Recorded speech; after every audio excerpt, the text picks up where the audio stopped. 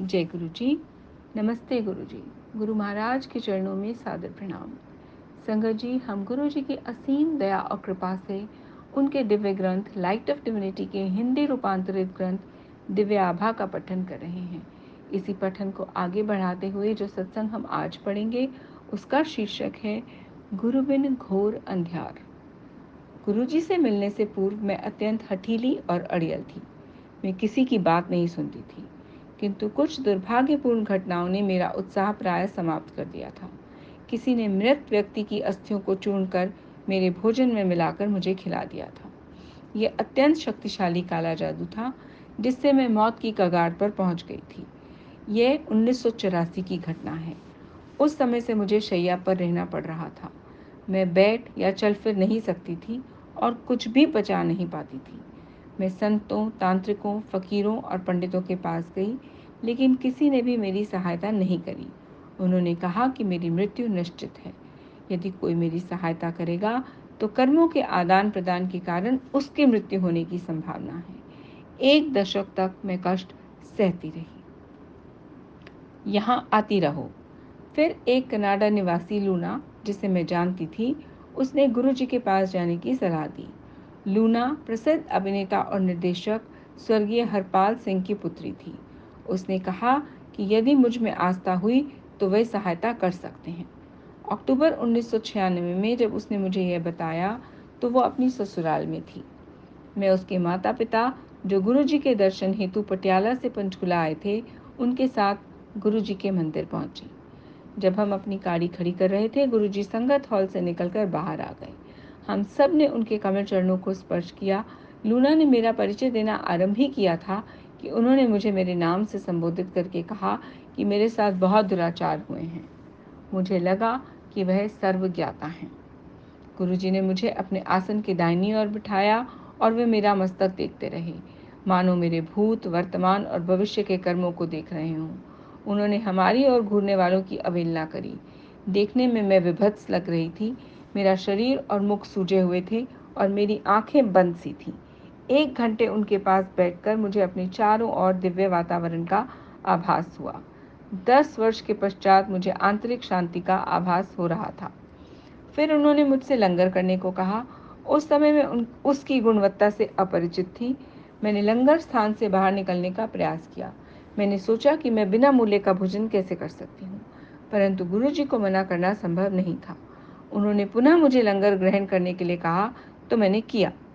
उसके पश्चात उन्होंने मुझे अपनी बाएं ओर बिठाकर उस हाथ को दबाने और मालिश करने को कहा। आधे घंटे के उपरांत उन्होंने मेरा अंगूठा अपने अंगूठे से दबाया और उस क्षण मेरा 60% रोग समाप्त हो गया। उनके चरणों में बैठे हुए उन्होंने अवर्णनीय मुस्कुराहट देते हुए वहां आते रहने के लिए कहा। उस दिन मुझे आशा बंधी, किंतु उसके बाद 6 माह तक लूना के ससुराल वालों ने मुझे व्यस्त रखा। मैं उन्हें चंडीगढ़ के निकट जिकरपुर में 4 कनाल भूखंड बेचा था। पंजीकरण के समय मुझे लगा कि मेरे साथ 1.5 लाख रुपए का धोखा किया गया है। मैं गुरुजी के आदेश का पालन भी नहीं कर सकी थी। 6 माह के पश्चात जब मैं पंचकुला गई तो पता चला कि गुरुजी चंडीगढ़ चले गए हैं। मैं उसी समय उनके पास गई। जैसे ही उन्होंने मुझे देखा, उन्होंने दूर से ही कहा कि मेरे साथ 1.5 लाख रुपए का छल हुआ है। उनकी सर्वज्ञाता शक्ति पुनः मेरे सामने थी। उसके पश्चात मुझे 2 वर्ष तक शांत उपचार दिया। कालांतर में मैंने शिव पुराण में पढ़ा कि गुरु को 2 वर्ष तक शिष्य की परीक्षा लेनी चाहिए। मैं उनके पास निरंतर जाती रही। मेरी दीवार पर 2 चक्षु। प्रसन्न मुद्रा में गुरुजी अपने भक्तों को अपने चित्र बांटते थे, पर वे ऐसा करते हुए सदा मुझे टाल देते थे। मुझे अत्यंत दुख होता था, लेकिन अड़ियल होते हुए भी मैं उनकी आज्ञा का पालन किया। 5 बहनों में सबसे छोटी होने के कारण मुझे बहुत लाड़ प्यार मिला था। मैं प्रतिदिन 7 बजे संगत में पहुंच जाती थी। 2 वर्ष के बाद एक दिन मुझे थोड़ी देरी हो गई। भक्तों ने बताया कि उस दिन गुरुजी ने कम से कम 10 बार मेरे बारे में पूछा। मैं स्तब्ध रह गई। उस दिन वे अति प्रसन्नचित्त लग रहे थे। उन्होंने भविष्य में विश्व में होने वाली घटनाओं और स्वरूप का उल्लेख किया और घंटों वार्तालाप करते रहे।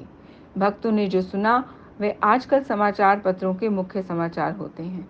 मैंने अपने हाथ जोड़कर उनसे प्रश्न पूछने की आज्ञा लेकर उनको कहा, गुरुजी, क्या मैं इतनी दुर्भाग्यशाली हूँ कि मुझे आपका चित्र भी नहीं मिल सकता? गुरुजी ने उत्तर दिया कि मुझे चित्र की क्या आवश्यकता है, क्योंकि वो मेरे हृदय में बसते हैं। इस कथन ने मुझे सोचने को प्रेरित किया कि वे तो स्वयं ईश्वर हैं और हृदय में तो केवल ईश्वर बसते हैं। पर उन्होंने मुझे एक छोटा चित्र दिया और कहा कि यह उनका परिचय है। मैं उसे सदा अपने पास रखती हूँ, उसे अपने तकिए के नीचे भी रखती हूँ या अपने परिधान पर लगा लेती हूँ। इससे मुझे सब बुराइयों से सुरक्षित होने का आभास होता है।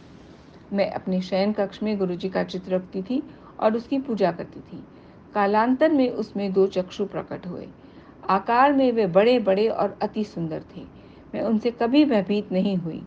मैं उनसे सदा पूछा करती थी कि वे ब्रह्मा, विष्णु या महेश में से कौन हैं, लेकिन वे केवल पलक झपकाते थे।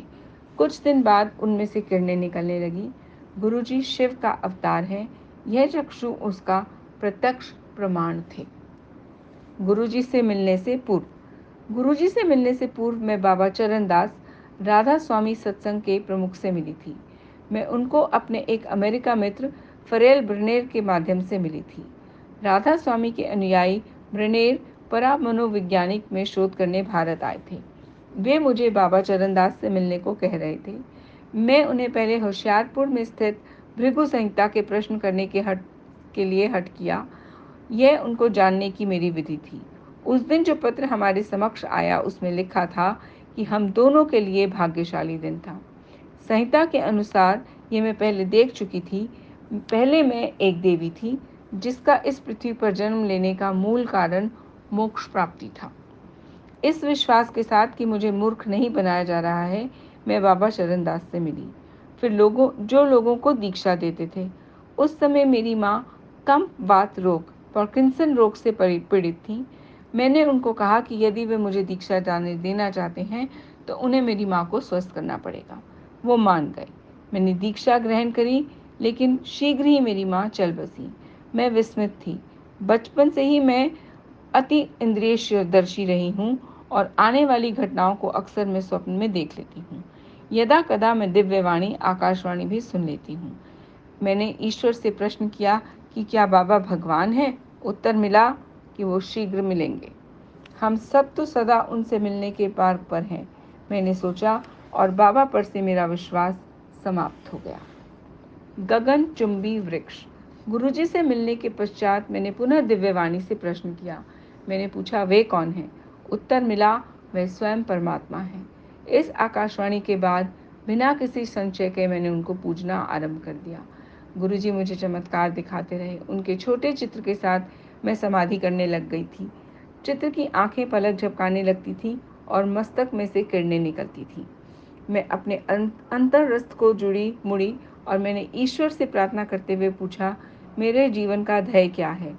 प्रार्थना करने के पश्चात जब मैं संगत में पहुंची तो गुरुजी अपने आसन पर बैठे हुए थे। उनके चरणों में से ज्योति फूटी, उनके चरणों में रखे हुए हरे कालीन के चारों ओर गई और मुझे छूने के पश्चात उनके चरणों में वापस चली गई। मुझे प्रतीत हुआ कि मुझे अपने प्रश्न का उत्तर मिल गया है। वे मेरी तलाश के आदि, मध्य और अंत हैं। हमारा अस्तित्व उनसे आरंभ होकर उन्हीं में विलीन हो जाता है।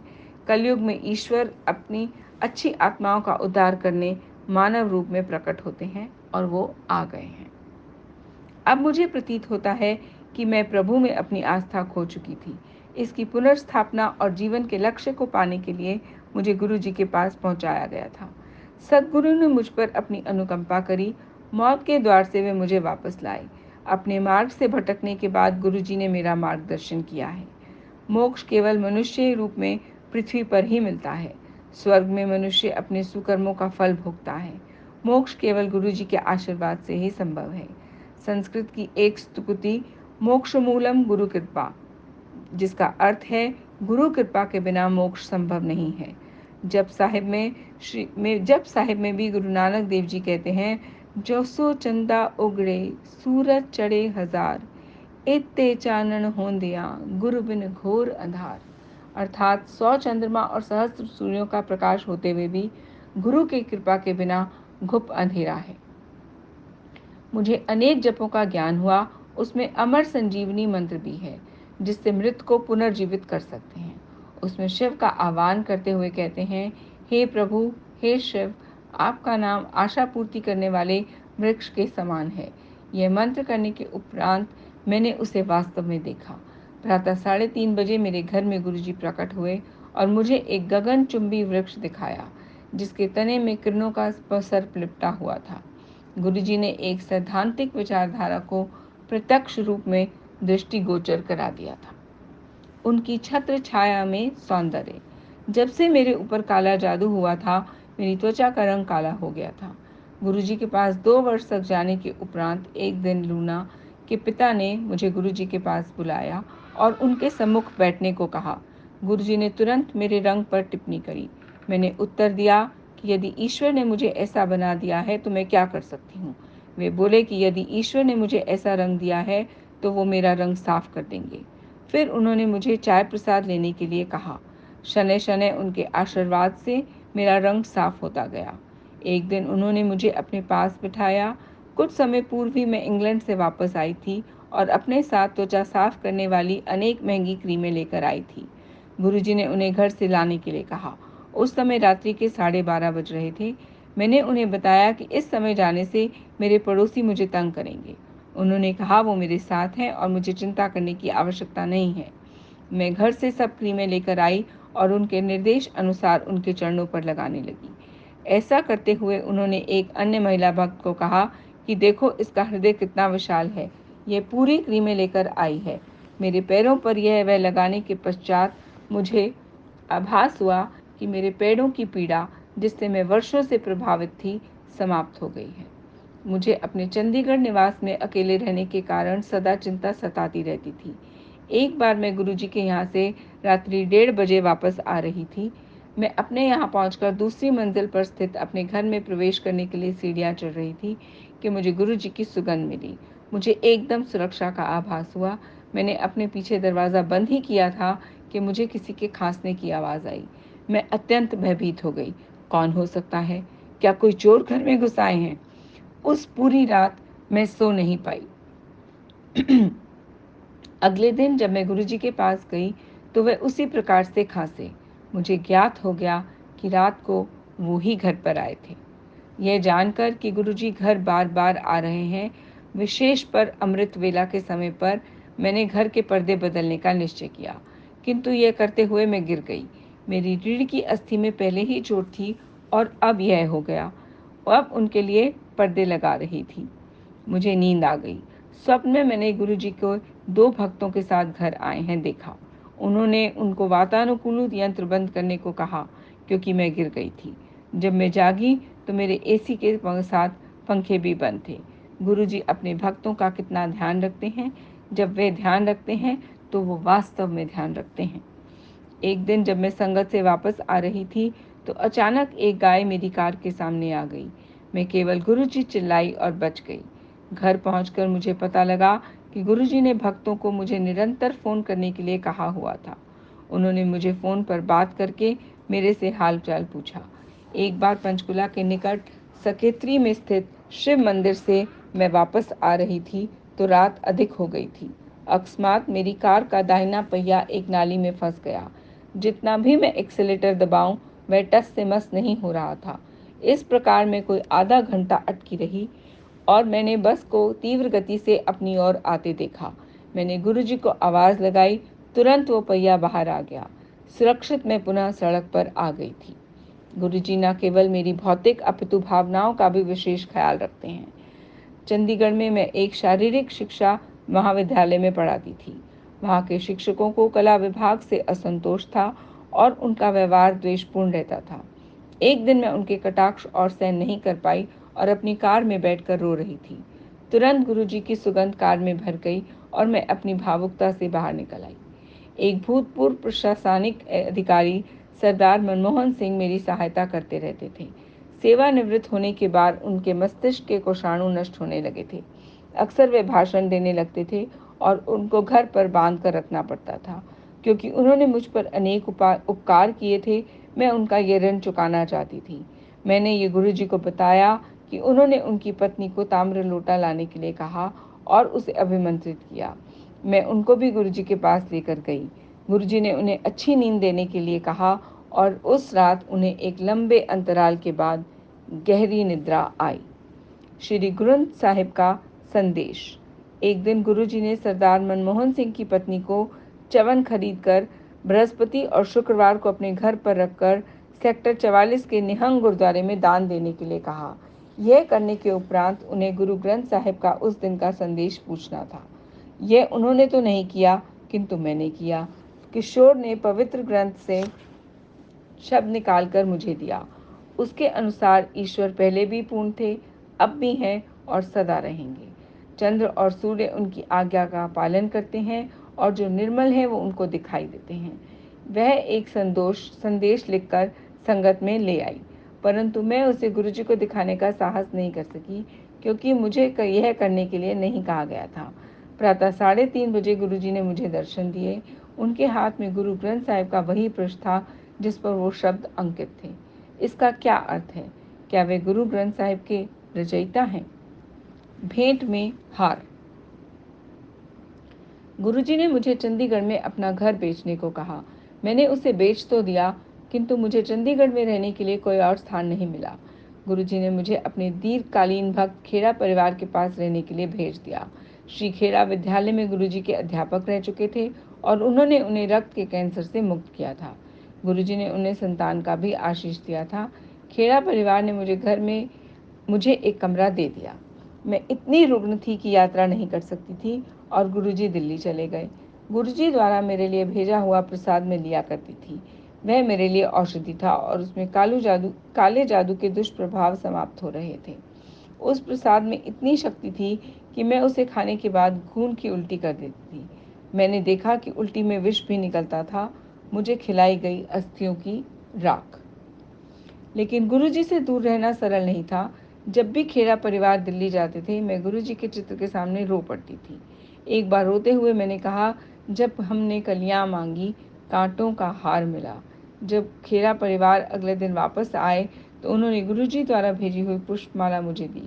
गुरुजी भक्त के मन को टटोलते हैं और वे हमारे प्रेम को जानते हैं। घर की खोज। कुछ समय के पश्चात मैंने एकांत प्राप्ति के लिए राजकीय महाविद्यालय के छात्रावास में रहने का निश्चय किया। मेरे पड़ोसी नवग्रह शांति यज्ञ करा रहे थे। उत्सुकतावश मैं भी पंडित जी को वह करने के लिए कहा। हवन से पूर्व मैंने पंडित गुरुजी की पूजा करी। पंडित जी के कान जाने के बाद मैं बहुत थकान अनुभव कर रही थी। मैं सोने ही वाली थी कि मेरे सामने लाल परिधान में मुझे एकटक देखती हुई एक आकृति प्रकट हुई। वह गुरुजी के चित्र के समान थी। इससे पहले कि मैं कुछ कह पाती, सर्वज्ञाता सद्गुरु ने मुझे फ़ोन किया और पूछा कि क्या मैं उनकी पूजा कर रही थी। मेरे पास अपना कोई घर नहीं था और मैं पंचकुला में एक किराए के मकान में रह रही थी, परंतु बाद में मैंने वह घर नहीं खरीदा। गुरुजी ने मुझे वह घर दिखा दिया था। 1998 में एक स्वप्न में देखे बिना कि मेरे पास उस एक कोने का मकान है जिसकी दीवारें गुलाबी रंग की हैं, किंतु मैं उस घर को ढूंढ नहीं पाई थी। कारण स्पष्ट था, ऐसे घरों का निर्माण 2001 में ही हुआ था और हरियाणा नगर निगम विकास के पास उनका आवंटन 2003 में ही किया गया। इसका अर्थ है कि गुरुजी को उस घर के बारे में उसके बनने से भी पहले ज्ञान था। त्रिलोक स्वामी। एक बार मुझे स्वप्न आया कि मैं दिव्य लोक में एक झील के किनारे बैठी हूँ। उनके अनुपम सौंदर्य का वर्णन शब्दों में नहीं किया जा सकता। उस लोक में भी मैंने अपना पर्स जोर से अपने हाथों में पकड़ा हुआ था। जब मैं सोकर उठी तो मैं अत्यंत शर्मिंदा होकर सोच रही थी कि क्या मैं इतनी लोभी हूँ। मैंने सब बैंकों से जमा पूंजी निकालकर गुरुजी के चरणों में रख दी। उन्होंने कहा कि उन्होंने इस निरर्थक कागजों की आवश्यकता नहीं है और मुझे वापस ले जाने को कहा। रात बहुत हो चुकी थी और मैं चिंतित थी, किंतु गुरुजी ने आश्वासन दिया कि वे मेरे साथ हैं और कोई अनहोनी नहीं होगी। मार्ग में मैं एक भक्त के घर चाय पीने के लिए रुकी, किंतु गुरुजी ने मना कर दिया। मुझे अपनी कार में आसपास कुछ अवांछित तत्व दिखाई दिए थे और मैं सीधा घर आ गई। एक रात मैं फिर उनके चित्र के सामने रो रही थी। उसी क्षण उनके चित्र में से एक दिव्य हाथ निकला। उस पर कीड़ों के आकार के अनेक स्त्री पुरुष चल रहे थे। वास्तव में गुरुजी कहते हैं कि उनकी संगत कीट समान है। ये देखकर मुझे उनकी सार्थकता का आभास हुआ। ईश्वर की अपेक्षा कौन अपने ग्रहों के निवासियों को अपने हाथ में संभाल सकता है। गुरुजी इस पृथ्वी के चक्रवर्ती सम्राट हैं। मैंने देखा है कि वह ब्रह्मा, विष्णु और महेश के दर्शन कहीं भी दे सकते हैं। एक स्वप्न में मैंने देखा कि मैं 7 वर्ष की नन्ही लड़की हूँ और मेरे दाहिने कान के पीछे बालों में कुछ झाग लगा हुआ था। वह झाग 4 स्वर्ण के पेंचों में परिवर्तित हो गया। वे खुले और 2 अन्य मूर्तियों के साथ शिव मूर्ति बाहर आई। दिव्य ध्वनि ने इनको त्रिदेव होने की घोषणा करी और मुझे पता चल गया कि मेरे गुरु सब देवों के देव हैं। वे स्वयं परमात्मा हैं। एक बार चंडीगढ़ में देवरात्रि में गुरुजी ने अपने एक भक्त नवराज को सोने के लिए डांटा। नवराज को अपनी आंखें खोलकर रखने में दिक्कत हो रही थी, अतः गुरुजी ने उसको बार बार डांटा और सोने से रोका। घर पहुंचकर मैंने स्वप्न देखा कि गुरुजी आसन पर बैठे हुए थे और संगत के स्वर्गवासी सदस्य, मेरी माँ भी थी उसमें थी, उनके सम्मुख बैठे हुए थे। वह गुरुजी की परलोक में संगत थी। मैंने नवराज को संगत के लिए दूध की बाल्टी पकड़े हुए देखा। मैंने निष्कर्ष निकाला कि यदि नवराज उस रात सो जाए तो उनकी मौत निश्चित थी। सदगुरु के डांटने में भी अर्थ छिपा होता है। अपने को समर्थ पाकर मैं एक बार शिवरात्रि के अवसर पर दिल्ली आई तो उन्होंने मुझे डांटा। क्रोधित होकर उन्होंने जोर से मुझे वापस जाने के लिए कहा। बिना प्रसाद या लंगर करे मैं तुरंत वापस चली गई। मैं उनके चित्र के सामने दिल खोल कर रोई। मैंने कहा कि मैं अपने शिष्यों के साथ भी इस प्रकार का व्यवहार नहीं करती, पर गुरुजी मेरे भीतर छुपी हुई दुष्प्रवृत्ति, मेरे स्वाभिमान को मिटा रहे थे। संक्षेप में, मैं कवित्री हूँ और एक बार मैंने उन पर 20 छंद लिखे। जब मैंने ये कागज़ उनको दिया तो उन्होंने वो अपनी जेब में रख लिया और बोले कि मैं उन पर और लिखूं। उसके बाद ही मैं बिना किसी प्रयास के धारा प्रवाह 100 छंद और लिख पाई। फिर मैंने एक उपन्यास जब प्रेम कियो लिखा और उनको समर्पित किया। शीर्षक गुरबानी की एक पंक्ति जब प्रेम कियो तेरपायो से उद्गृत था। शीघ्र ही वह पुस्तक गुरु कृपा से पंजाबी भाषा के एमफिल पाठ्यक्रम में लगा दी गई। शुक्राना गुरुजी, बेन शुक्राना। संगत जी, ये सत्संग डॉक्टर मंजीत तिवाना आंटी का है। इस सत्संग को पढ़ते वक्त हुए अशुद्ध उच्चारण और भूलों के लिए मैं गुरु महाराज और आप सबसे क्षमा चाहती हूँ। जय गुरु जी।